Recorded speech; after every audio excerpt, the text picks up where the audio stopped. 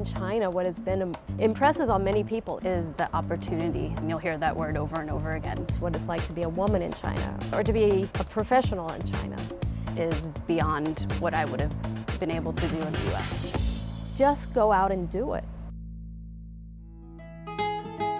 The story of IPWS, International Professional Women's Society, goes back to the early 90s, and it was another day in time in China. The exciting time of Shanghai had not begun. It's hard to believe that it was not always like it is today, but it was starting the second phase of the opening and reform that had begun in 1978. So companies are starting to come into China in a big way. I was the chairman of the American Chamber of Commerce at the time. And I was on the stage one day with our consul general, who at that time was Pam Slutz. And she and I both being women, highly unusual, 1992.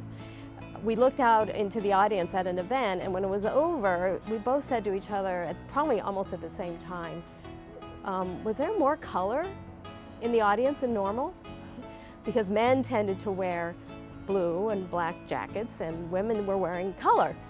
And we thought that was an interesting trend that we had both spotted. And as a result, over another breakfast meeting or something, we said, why don't we try to collect all those women and see who they are and what's bringing them to Shanghai at this moment. So using fax machines and the phone, we found about 12 Int'l women, and we had organized a dinner, and that's how it all began. It just a casual get-together, and then another get-together, then before you know it, women, we are really good networkers, and we like to organize. So we were a group. It was originally an expat professional women's society because of the nature of the community at the time. But over the years, so many of the professional women, Chinese passport holders, they had gone abroad, obtained fantastic credentials, and came back now, and they were managers and senior managers of organizations. The community was growing and our outlook was expanding, and we felt that it was the perfect time to change the name to reflect that.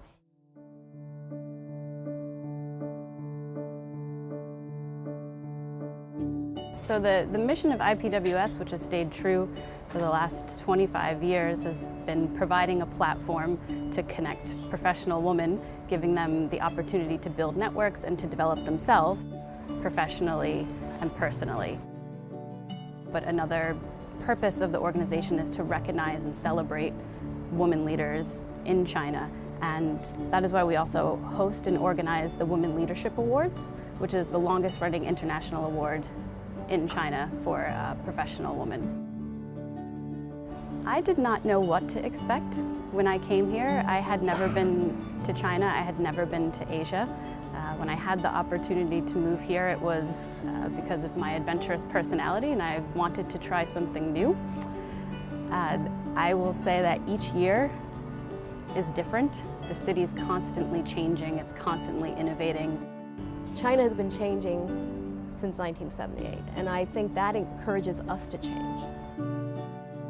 My experience in Shanghai has directly influenced my development.